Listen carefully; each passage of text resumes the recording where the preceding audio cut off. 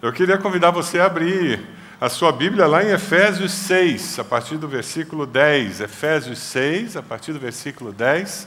Você que está na internet, quero convidá-lo também a se conectar aí, acessar esse texto, Efésios 6, a partir do versículo 10. Queremos que Deus abençoe muito a sua vida.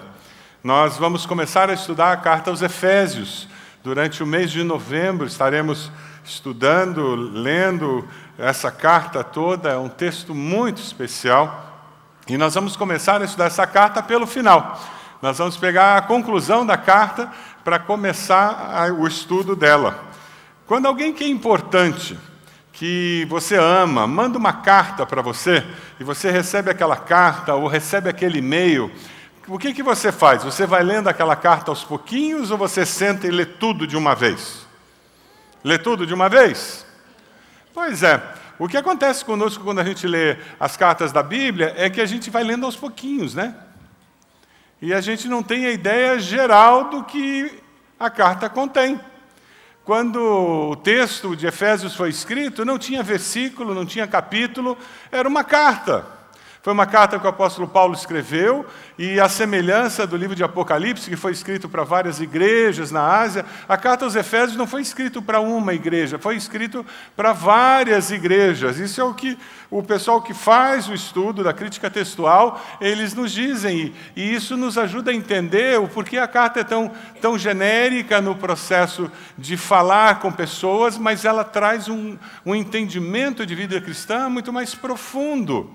A preocupação do apóstolo Paulo é nos ajudar a entender como que eu vivo essa vida cristã na plenitude, como que eu enfrento as batalhas que eu tenho nessa vida cristã.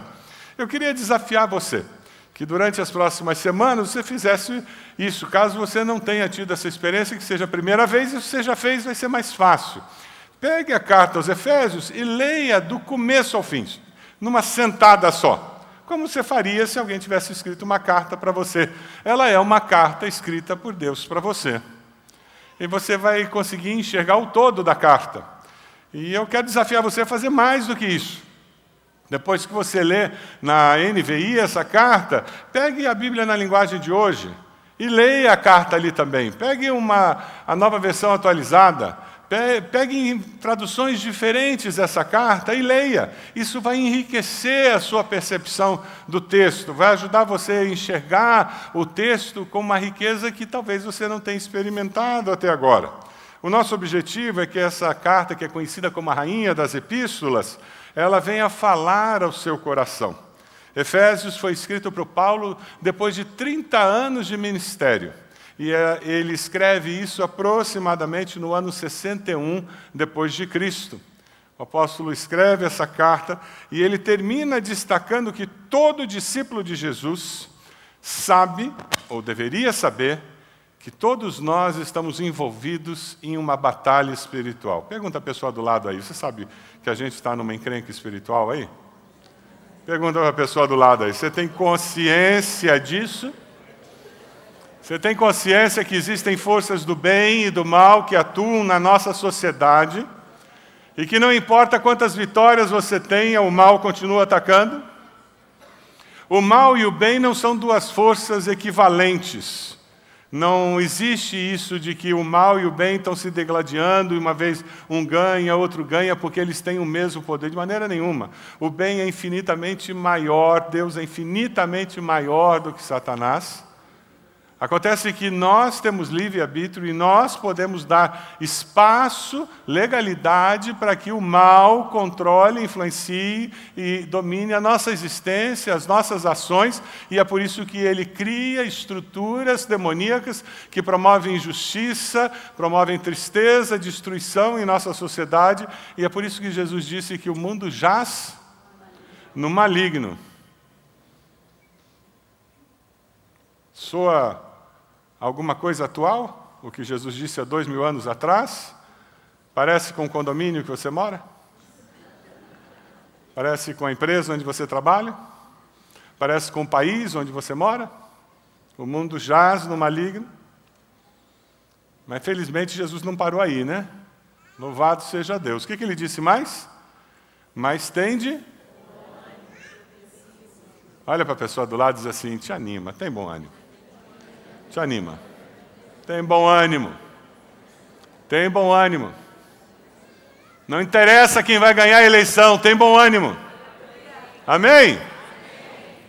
Não interessa.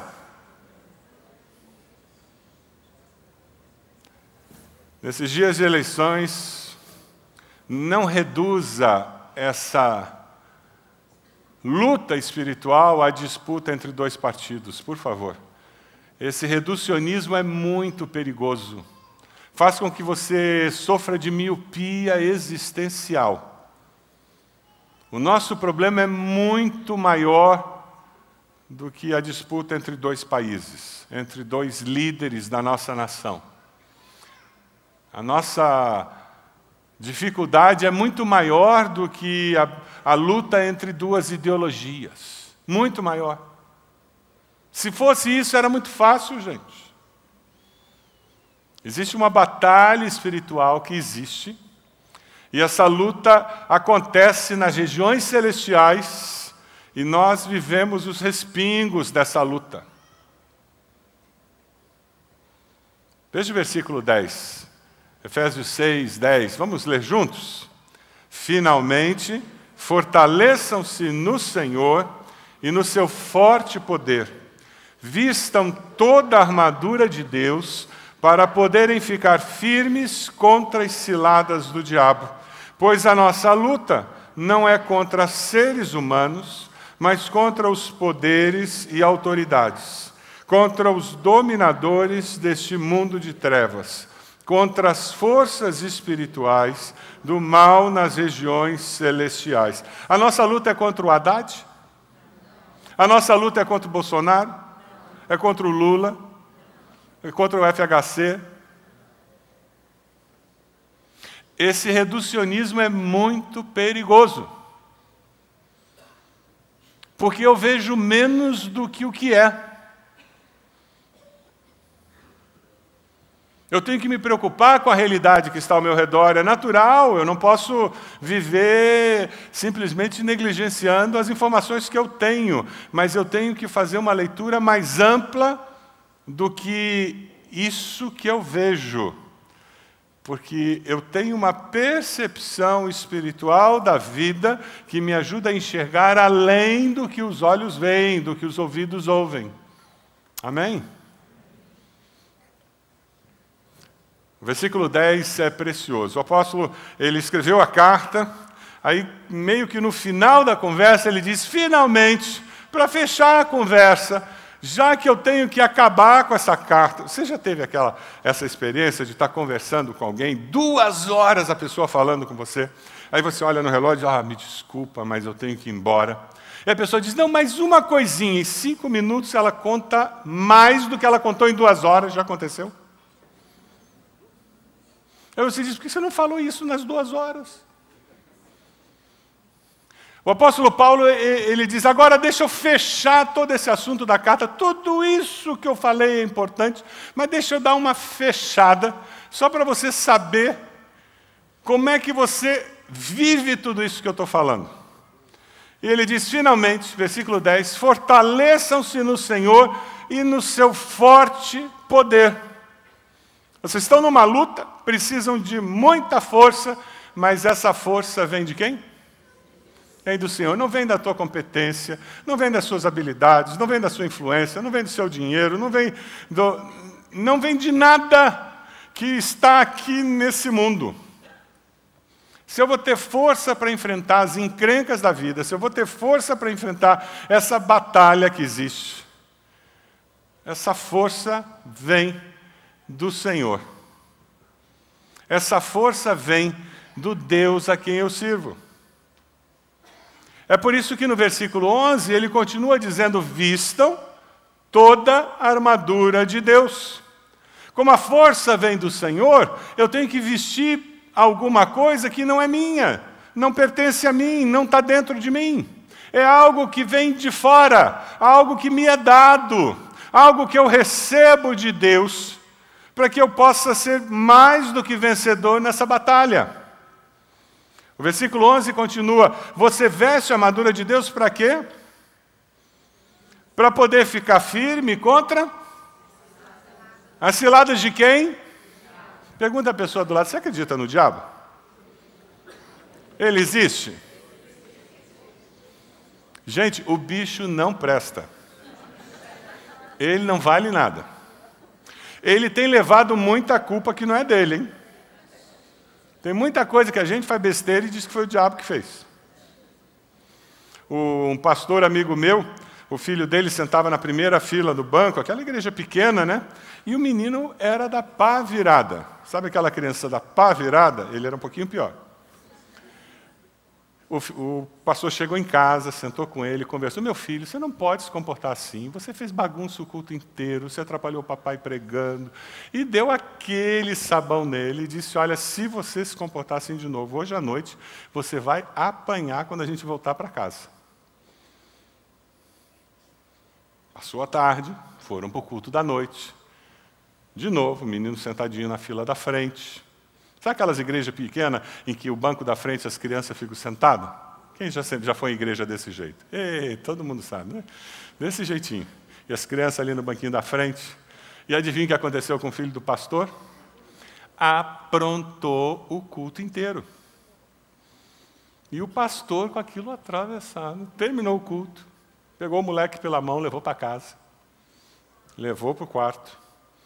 Pegou e disse, o papai tinha te avisado, se você se comportasse assim, assim, assim, assim, você ia levar uma surra, você vai levar umas palmadas agora e tal. Por que que você fez isso? Ele com o olho esbugalhado, porque ele sabia o que ia acontecer com ele, disse, papai, eu não queria fazer. Mas como que não queria fazer? Você sabia que não podia. Foi o diabo, papai.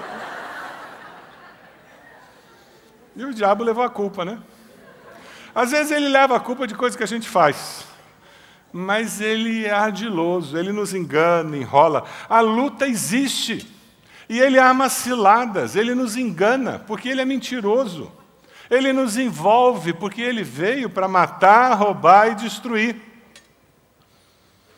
O que o apóstolo Paulo nos fala é que nessa luta nós não estamos sozinhos. Nós somos convocados para o exército de Deus para derrotar Satanás e todas as hostes celestiais que servem a ele. Amém? E isso é possível. É onde você encontra o versículo 12. Dê uma olhadinha lá no 12. A nossa luta não é contra seres humanos. É contra poderes e autoridades, contra os dominadores deste mundo de trevas, contra as forças espirituais do mal nas regiões celestiais. Muitas vezes nós nos esquecemos disso, que o mundo jaz no maligno. Sabe, às vezes você não entende por que aquela vizinha de cima é tão chata. É porque ela vive nesse mundo das trevas. E o diabo está instigando ela a tratar você mal. Sabe por quê? Porque ele não quer que você convide ela para um pequeno grupo, ela quer que você brigue com ela, que você trate ela mal também. Porque daí quando você começa a tratar ela mal, você vai convidar ela para um pequeno grupo como? Você vai falar do amor de Deus como para aquela megera? Aquele traste que mora no andar de baixo. Como é que eu vou falar de Jesus para aquele infeliz que trabalha na mesa do meu lado? Aquele desgraçado daquele colega da faculdade? Se eu não entendo que tem pessoas que de graça vão implicar conosco, de graça não vão com a cara da gente, e eu não entendo que o mundo jaz no maligno e que o meu desafio é enxergar que eu estou aqui para ser luz no meio dessas trevas. Nós somos desafiados a vencer o mal com o bem. No que estiver em vós, vive em paz com todos os homens. Ah, irmãos, quando nós entendemos que existe essa luta, aí eu começo a olhar para aquele vizinho e digo, que pena que você me trata mal, eu queria te tratar bem. Você vai ser 2 trabalhos, você vai me tratar mal e eu vou te tratar bem. E não tem como resistir ao amor, gente. A pessoa fica constrangida. A pessoa fica constrangida quando você mostra amor para alguém que só tem desamor para o teu lado. Ah, pastor, eu não quero ser o trouxa do condomínio. Se falar de Jesus e mostrar amor é ser o trouxa de Jesus. Mas eu garanto para você que você não está sendo trouxa, não. Você está mostrando para as pessoas que existe luz no meio dessas trevas de ressentimento, de amargura, de teimosia, de implicância, de relacionamentos quebrados. Existe esperança de que é possível viver num mundo melhor, amém? Sabe, quando nós temos consciência de que é possível vencer a destruição que Satanás traz dentro dos lares, você visita aquela família e você, ao invés de ficar calado, vendo aquela encrenca que aquela família, você traz palavra de vida para aquela família, você traz palavra de esperança. E você começa olhando aquele casal que só se implica, só briga o tempo todo, e você diz, mas me conte, há quantos anos vocês estão casados? Como é que foi o casamento de vocês? Faz eles pensarem em experiências de vida que eles tiveram. Leva um pouquinho de luz para aquele casamento. Comece a conversar sobre os filhos, aquela pessoa que só sabe reclamar do marido. Ajude ela a começar a ver as virtudes do esposo, as virtudes da esposa. Leve um pouco de luz para o coração daquela pessoa, um pouco de esperança. Ajude aquela pessoa a fugir da destruição que Satanás está trazendo na sua mente. Existe uma luta, mas você precisa preparar-se para lutar. E a hora que você tem consciência da luta e você coloca a armadura de Deus, você pode entrar na vida lutando contra as artimanhas do inimigo, se protegendo dos ataques e destruindo aquilo que ele tem feito. Versículo 13, vamos dizer todos juntos? Por isso, vistam toda a armadura de Deus, para que possam resistir e permanecer depois de terem feito tudo. E permanecer inabaláveis depois de terem feito tudo. Paulo comparou cada um dos recursos do caráter cristão com partes da armadura do soldado romano. Ele na cadeia, ele ficou com 2 soldados ao lado dele, ele viu muita armadura. Qualquer pessoa que vivia naquele tempo via soldado romano com armadura o tempo todo, era comum. Eles eram os dominadores, eles eram os grandões da época. Todo mundo estava acostumado a ver aquele pessoal. Aí o que aconteceu?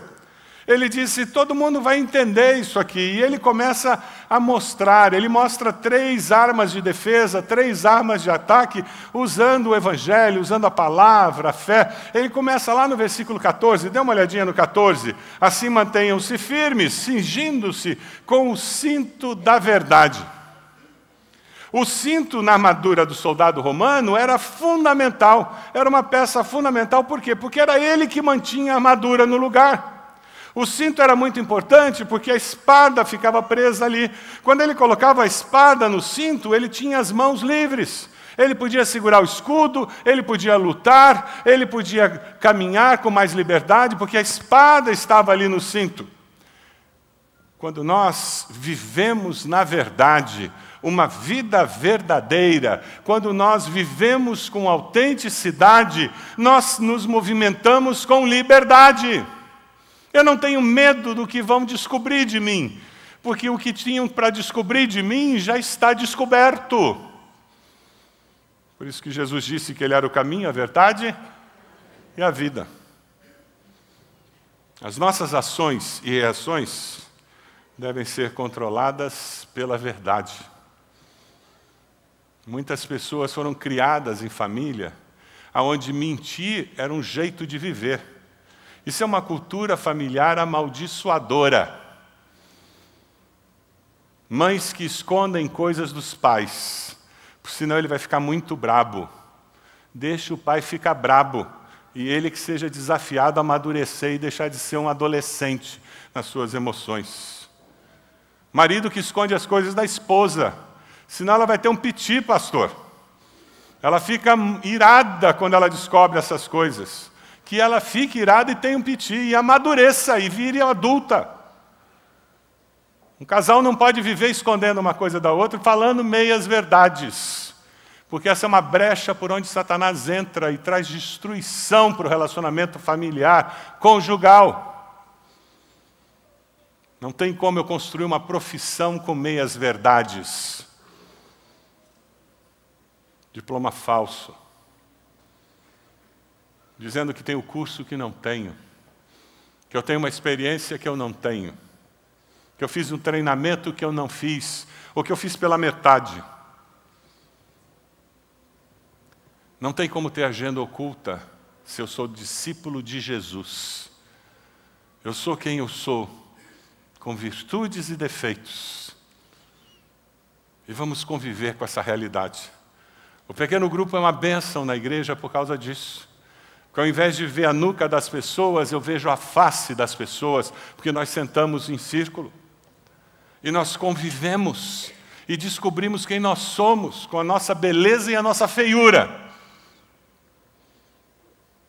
Nós descobrimos quem nós somos, imagem e semelhança de Deus. E nos ajudamos a viver essa realidade da verdade. Sabe, quando a gente coloca o cinto da verdade, a vida fica mais leve. E é possível, com o cinto da verdade, colocar a couraça da justiça. Deus tornou pecado por nós aquele que não tinha pecado, para que nele nos tornássemos justiça de Deus. Pela fé em Cristo, nós somos justificados. Recebemos a couraça da justiça através do sacrifício de Cristo. Essa couraça da justiça protege o nosso coração, protege as nossas emoções, protege a nossa vida contra ataques que podem ser mortais.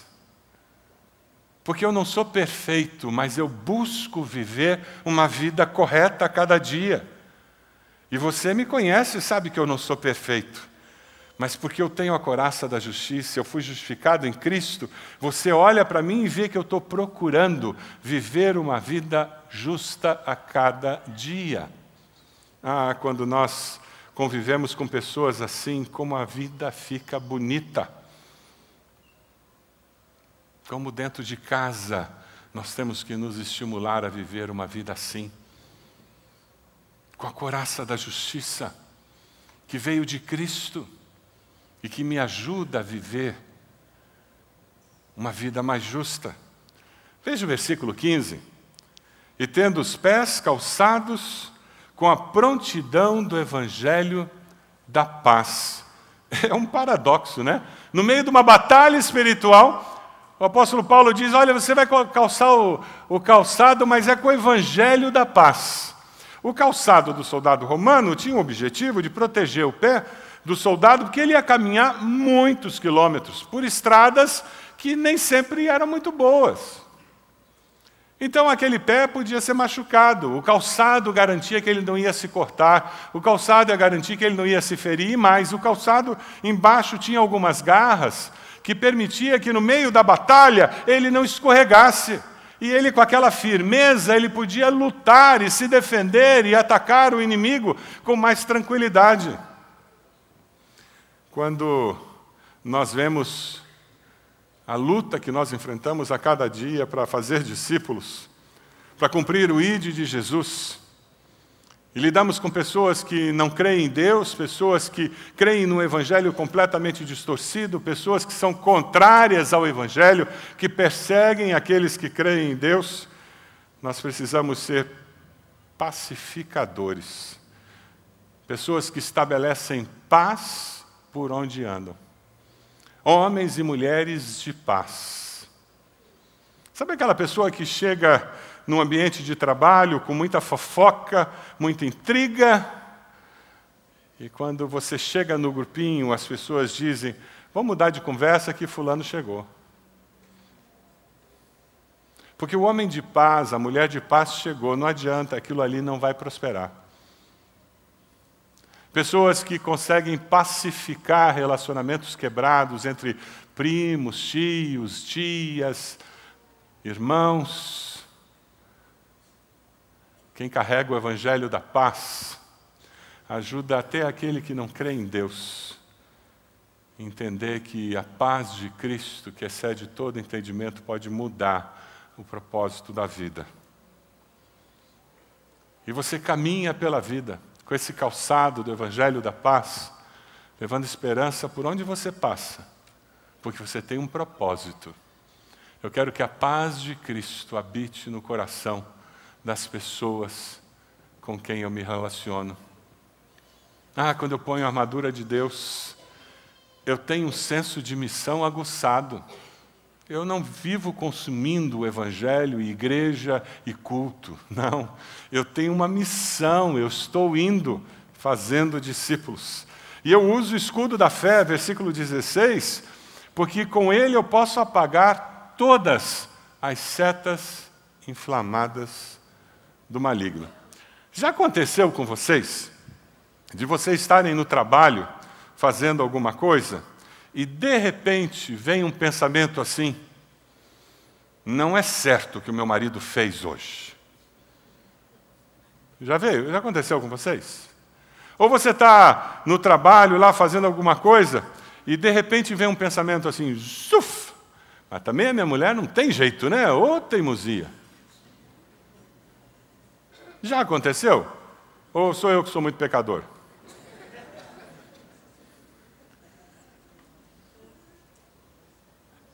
É disso que o apóstolo está falando. Dardos inflamados do maligno. Toda batalha espiritual acontece aqui, gente. Na nossa mente. Toda batalha espiritual acontece aqui, na nossa mente. E Satanás sabe disso. E ele lança esses dardos. Se pegar, pegou. Aí você não consegue mais concentrar no estudar para aquela prova, você lembrou daquela infeliz que disse aquilo na aula, há 6 meses atrás. Você não lembrava mais daquilo, mas veio aquele pensamento, zuf! E agora você não consegue mais se concentrar para estudar. Ele atingiu o objetivo dele. Que ele veio para roubar, matar e destruir. Ele está conseguindo destruir o teu tempo de estudo. O escudo da fé é quando eu reconheço essa batalha espiritual e, pela fé, eu apago esse dardo inflamado. O que o Paulo está falando, na mente dele, o escudo dos romanos tinha 1,20 m mais ou menos, de madeira, e ele tinha 2 camadas aqui, uma camada de madeira e na frente uma camada de couro. Eles deixavam aquele escudo à noite na água. Ficava mais pesado para carregar. Porém, ele apagava os dardos inflamados, que vinha aquela seta pegando fogo, aquela seta pegando fogo, ela chegava naquele couro, e a hora que ela entrava no couro, apagava, porque o couro estava úmido.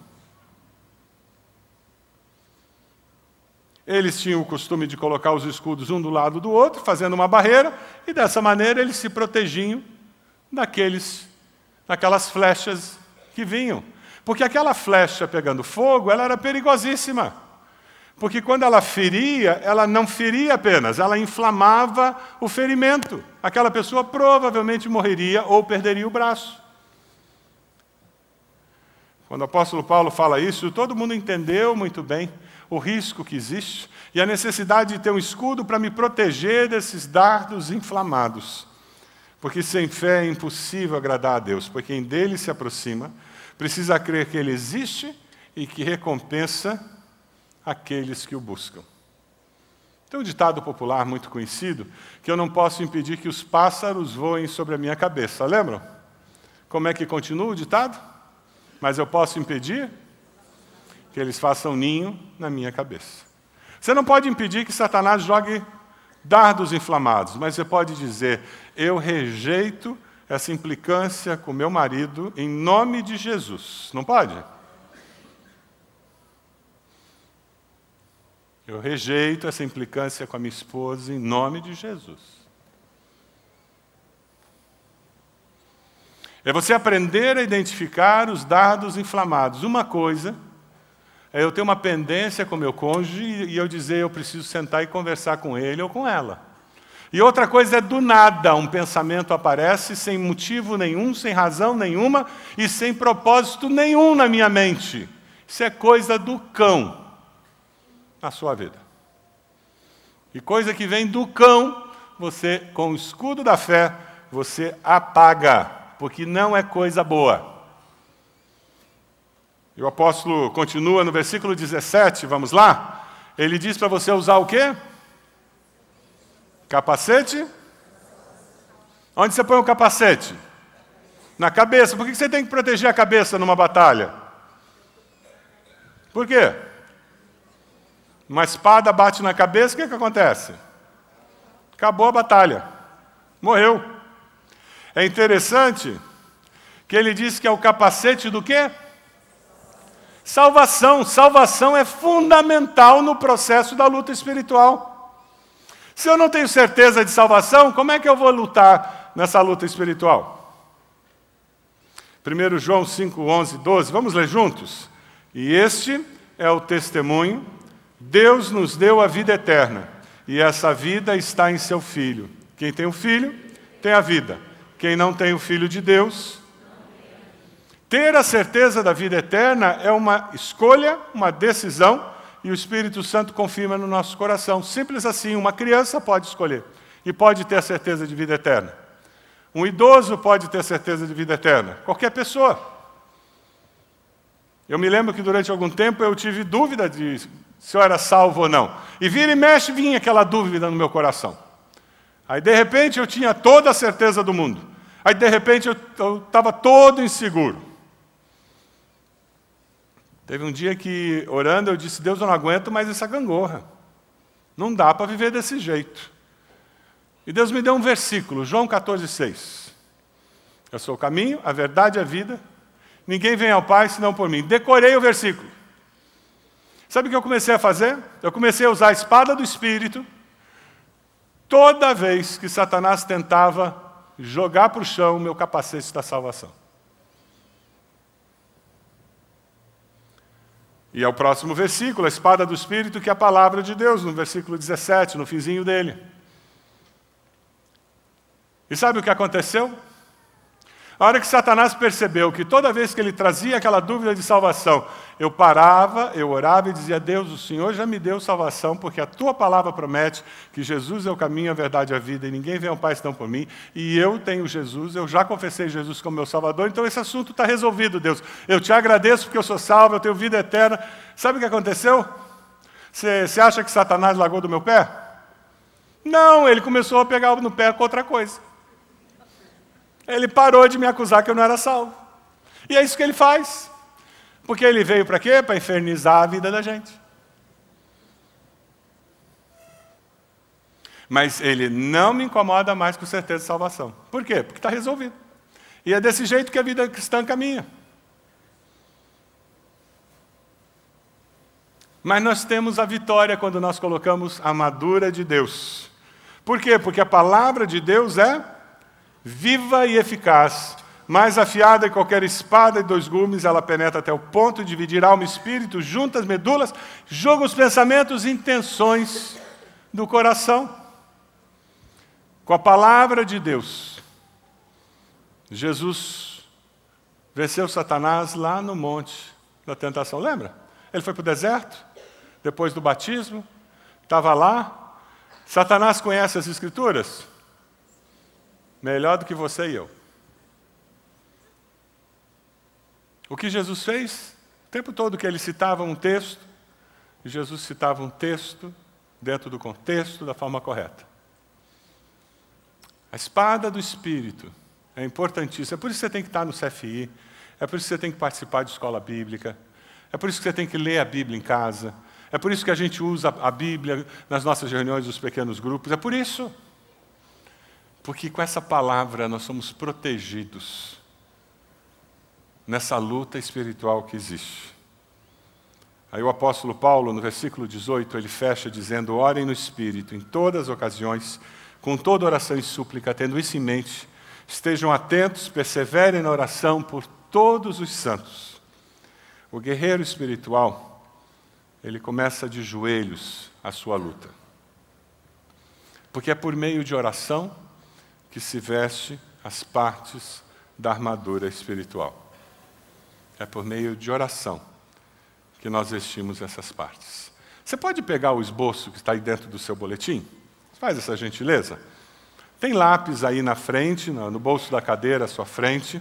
Eu queria que a gente fizesse um exercício. O apelo hoje é você responder essa lista de afirmações.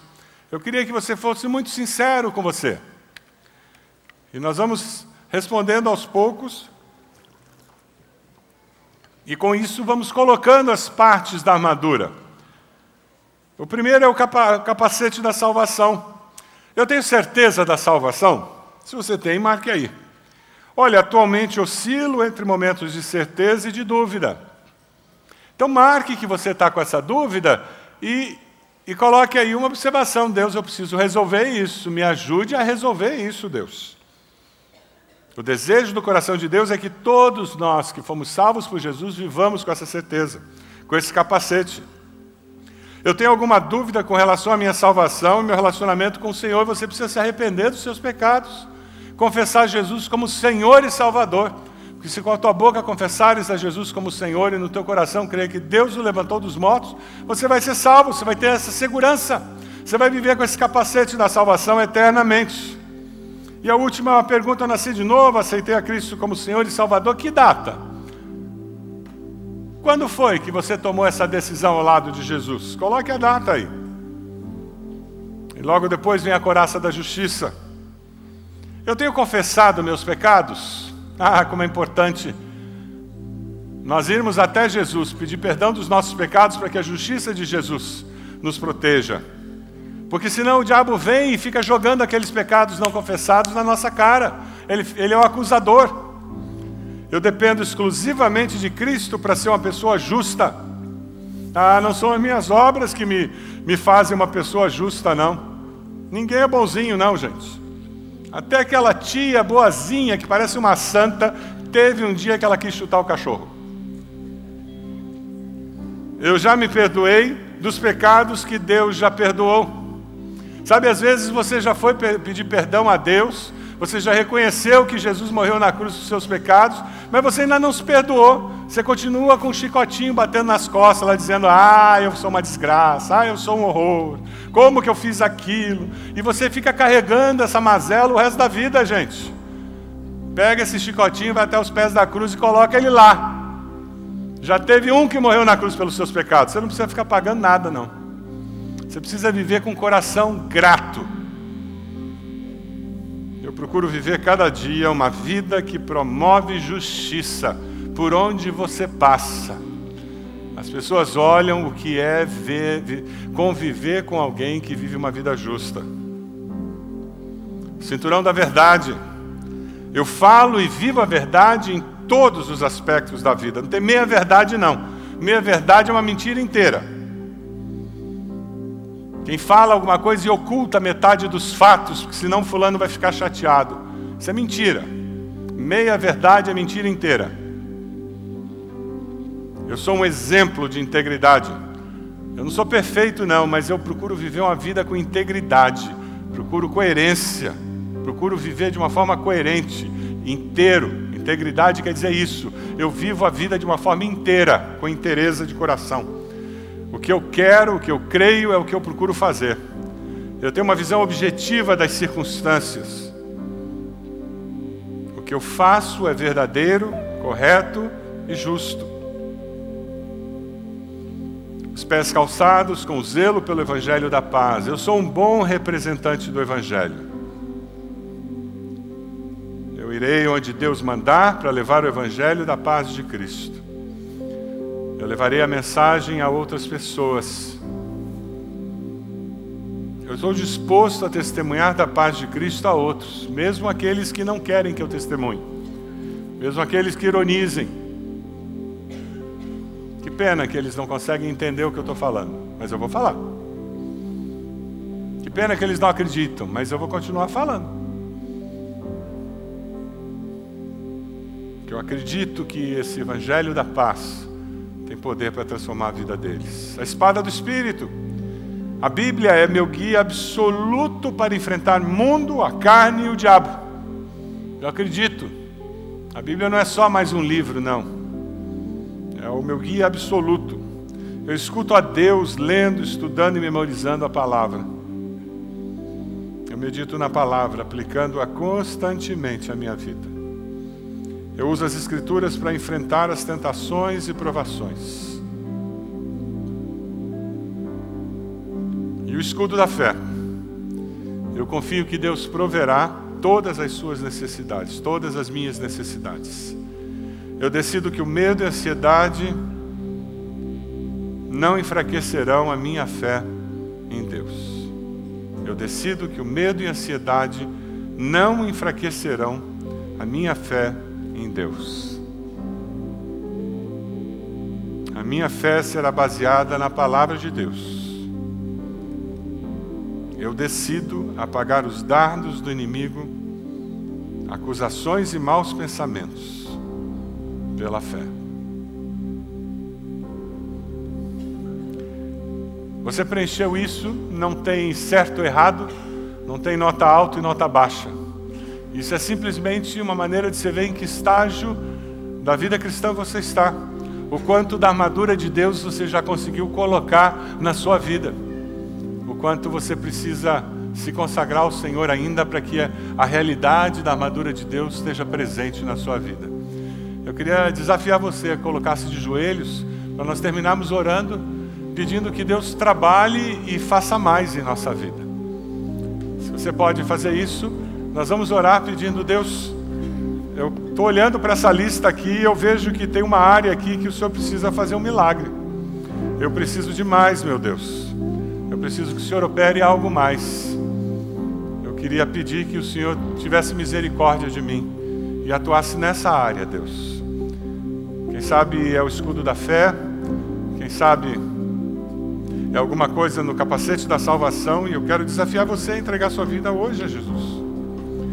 Quem sabe você precisa levar a paz de Cristo àqueles que estão perto de você. Gastar mais tempo com a palavra e usá-la para vencer as tentações. Quem sabe ser uma pessoa autêntica e verdadeira. Deus conhece a necessidade do seu coração. Nós vamos ficar um tempo em silêncio agora, para que você possa conversar com o Senhor.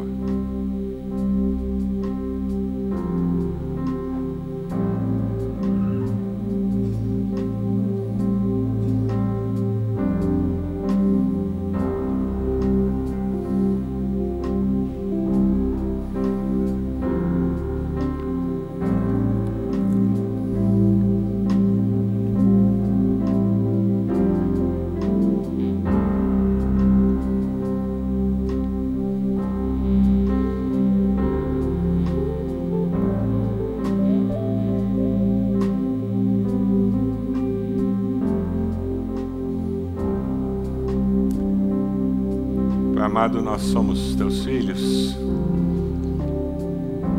e nós reconhecemos que existe essa luta,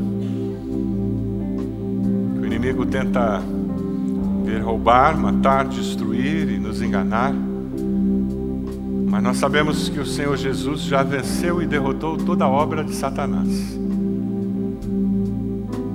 E nós queremos vestir a armadura do Senhor para experimentar a vitória, Senhor,